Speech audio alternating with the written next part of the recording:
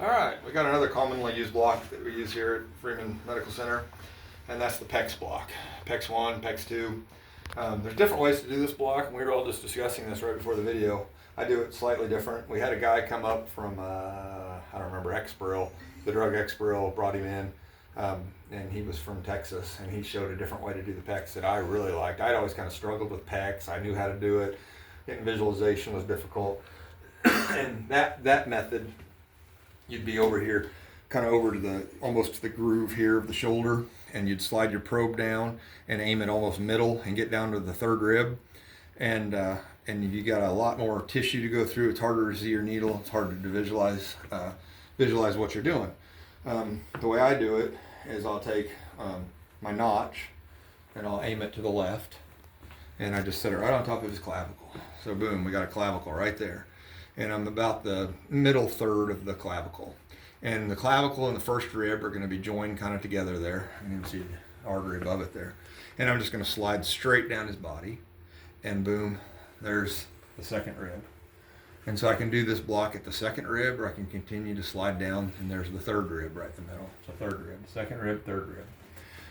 What I want to point out here while we got the block going, this line right here, once again pleura, below that's no man's land, that would be the lung. So once again in this block I want to make sure I got my needle in visualization at all times.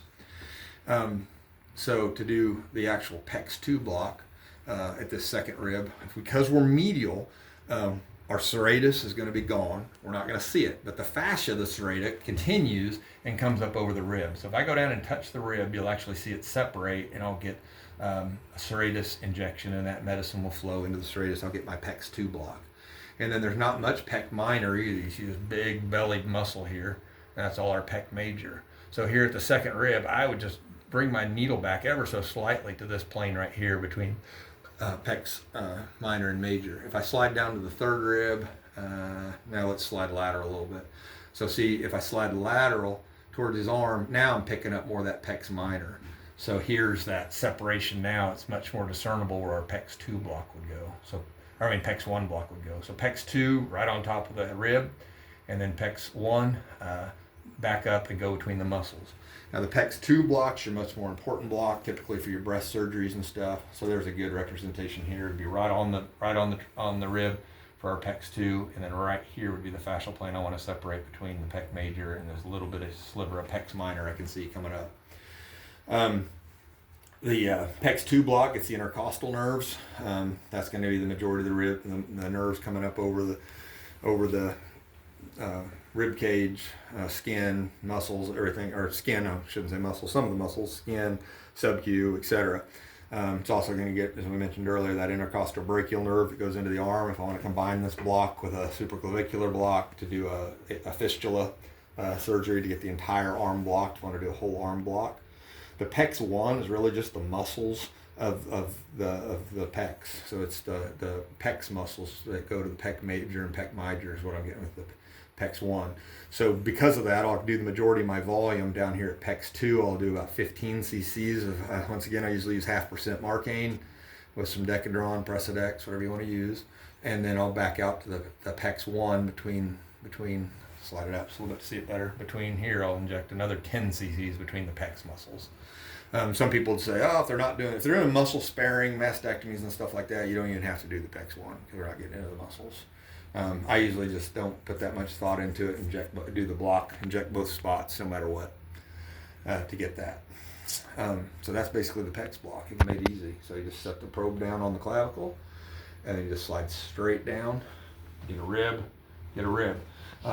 Sometimes, we come back to my probe, especially if she's a thinner woman, as the rib cage turns, that ultrasound probe won't pick up the ribs, so sometimes we've got to angle in like this and pick up the ribs better.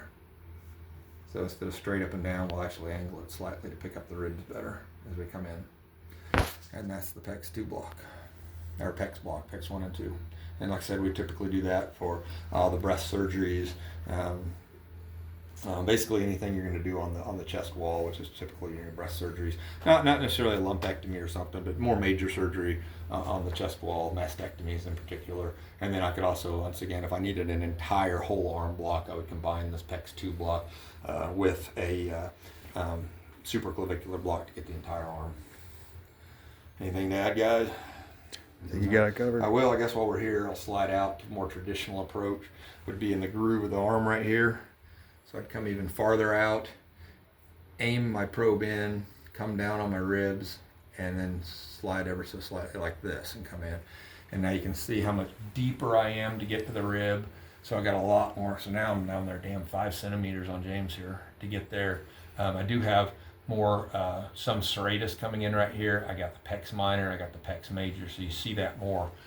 So a lot, the kind of the traditional approach, instead of sitting down on the bone, I would actually inject this fascial layer right here for the PECS 2, and then drop back and inject this fascial layer for PECS 1.